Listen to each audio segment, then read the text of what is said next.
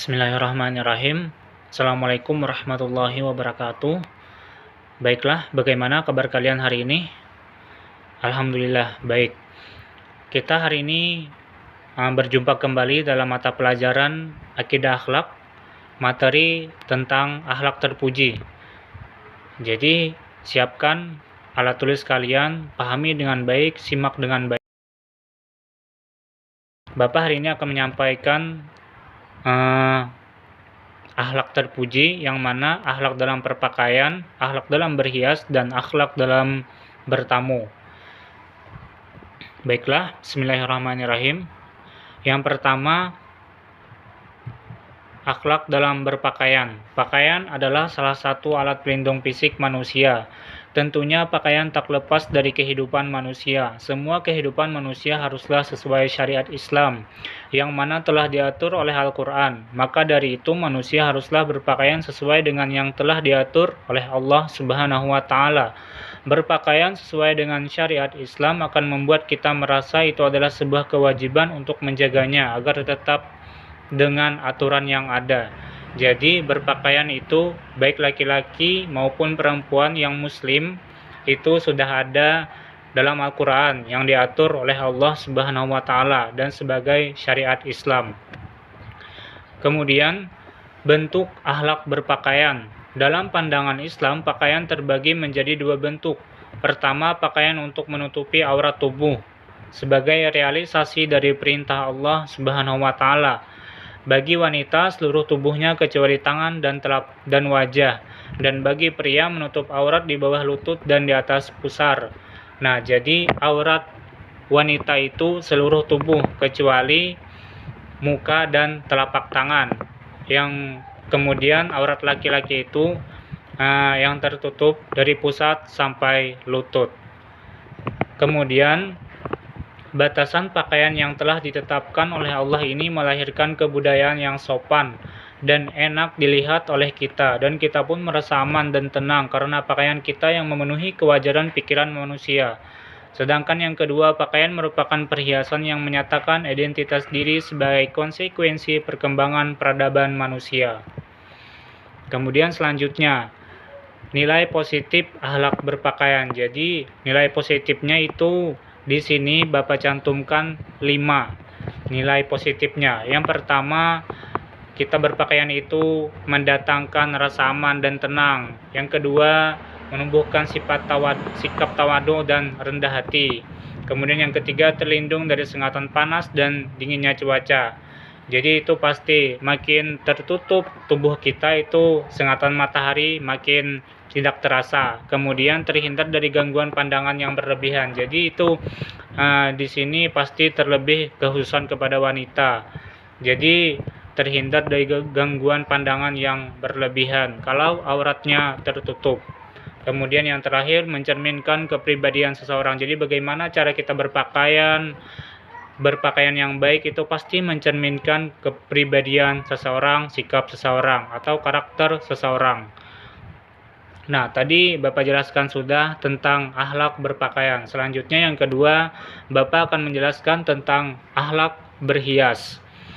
Berhias dalam bahasa Arab, yatajayyana, yatajayinu. Dalam kamus bahasa Indonesia, berhias diartikan usaha memperelok diri. Jadi berhias itu sebuah usaha untuk memperindah diri, memperelok diri, supaya diri itu bagus dengan pakaian ataupun yang lainnya yang indah-indah. Secara istilah, berhias dapat dimaknai sebagai upaya setiap orang untuk memperindah diri dengan berbagai busana, aksesoris, atau make up yang dapat memperelok diri bagi pemakainya, sehingga memunculkan kesan indah bagi yang menyaksikan, serta menambah rasa percaya diri penampilan untuk tujuan tertentu. Nah, kemudian bentuk akhlak berhias. Berhias bukanlah dipandang dari segi dandanan muka, tetapi pakaian juga termasuk sesuatu yang bisa dikatakan alat untuk berhias. Pakaian kita yang sederhana menjadi pakaian yang mempunyai nilai keindahan yang tinggi apabila kita beri hiasan agar kita terlihat cantik memakainya. Jilbab juga dapat menjadi hiasan. Sekarang sudah banyak bentuk jilbab yang berbagai macam dan dapat menghias diri kita agar terlihat indah dan nyaman dipakai. Ini terkhusus bagi wanita, karena wanita itu pasti wajib memakai jilbab.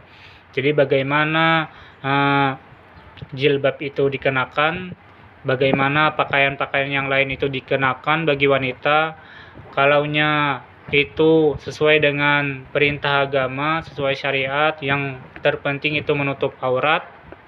Nah, itu pasti bagus untuk diri kita sendiri, terkhusus kepada wanita. Kemudian, agar berhias tidak melanggar syariat yang sudah ditetapkan oleh Allah. Jadi, yang pertama, kita harus memiliki niat yang lurus. Kemudian berhias hanya untuk beribadah yang diorientasikan sebagai rasa syukur atas nikmat yang telah Allah berikan. Kemudian yang kedua, dalam berhias tidak diperbolehkan menggunakan bahan-bahan yang dilarang agama. Bagaimana maksud atau contoh bahan-bahan yang dilarang oleh agama? Misalnya laki-laki yang memakai gelang emas atau kalung emas, itu diharamkan oleh agama. Kemudian tidak boleh menggunakan hiasan yang menggunakan simbol non-muslim. Contohnya kayak kalung ada simbol salibnya, itu yang dipakai oleh kaum non-muslim. Jadi kita diharamkan sebagai umat Islam memakai simbol non-muslim tersebut. Kemudian tidak berlebih-lebihan.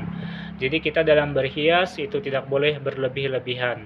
Kemudian tidak boleh berhias seperti orang jahiliyah. Kemudian berhias menurut kelaziman dan kepatutan dalam memperhatikan jenis kelamin. Misalnya yang laki-laki harus sesuai dengan pakaian laki-laki, yang perempuan harus sesuai dengan pakaian perempuan. Kemudian berhias bukan untuk berpoya-poya.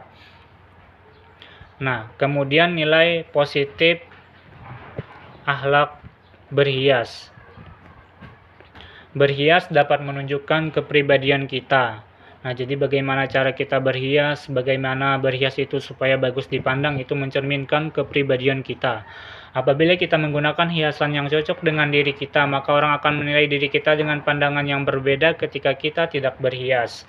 Berhias memberikan pengaruh positif dalam berbagai aspek kehidupan. Kemudian karena berhias diniatkan untuk beribadah, maka setiap langkah kita akan menjadi langkah menggapai barokah dan pahala dari Allah Subhanahu wa taala. Namun sebaliknya, apabila berhias hanya untuk menarik perhatian orang lain, untuk tergoda dan memuji-muji kita agar kita senang sendiri, maka itu menjadi alat yang sesat. Lupa akan Allah dan hanya ingin dijadikan alat pemuas diri kita, maka yang demikian itu adalah haram. Nah, jadi intinya berhias ini tergantung dari niat kita. Jika niat kita untuk beribadah, jadi setiap langkah kita berhias itu pasti dinilai dengan ibadah. Kalau sebaliknya, kalau berhias itu hanya untuk berpoya-poya, bersenang-senang supaya kita itu dipuji oleh orang lain, maka itu adalah sesat dan itu adalah haram. Kemudian yang terakhir Bapak sudah sampaikan, yang pertama akhlak berpakaian, yang kedua akhlak berhias, dan yang terakhir Bapak akan menyampaikan tentang akhlak bertamu.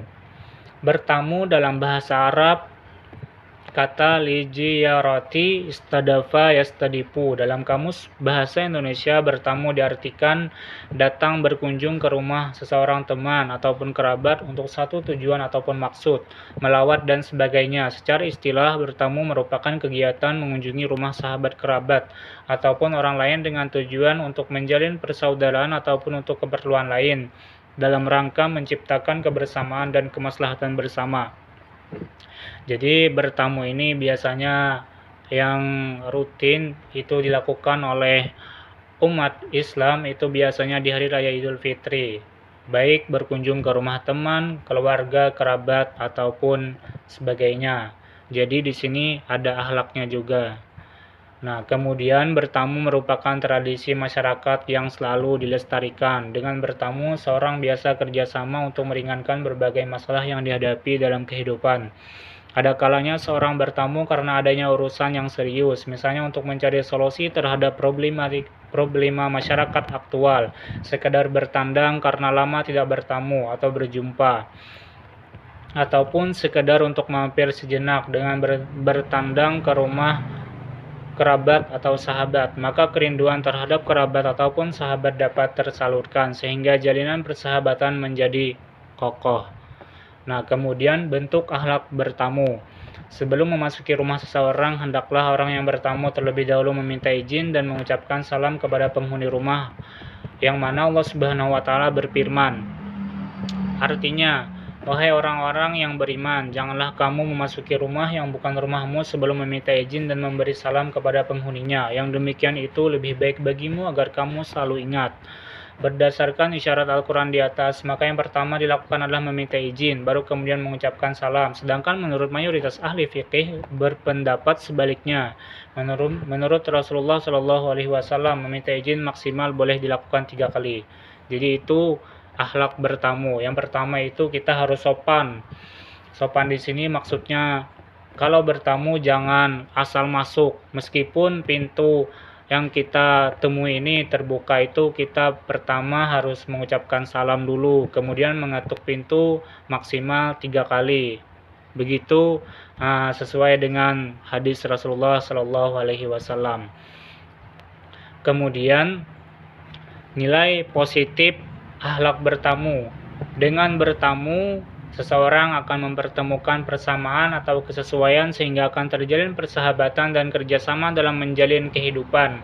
Dengan bertamu, seseorang akan melakukan diskusi yang baik, sikap yang sportif dan elegan terhadap sesamanya. Bertamu dianggap sebagai sarana yang efektif untuk berdakwah dan menciptakan kehidupan masyarakat yang bermartabat.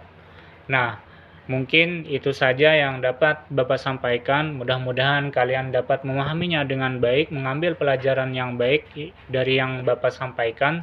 Tadi yang pertama tentang akhlak berpakaian, yang kedua tentang akhlak berhias, dan yang terakhir tentang akhlak bertamu. Semoga pelajaran hari ini bermanfaat bagi kalian dan bagi Bapak pribadi dan dapat diamalkan dalam kehidupan sehari-hari. Akhir kata, Bapak ucapkan terima kasih kepada kalian semua. Bapak akhiri, wallahul muwaffiq ila aqwamit thoriq. Wassalamualaikum warahmatullahi wabarakatuh.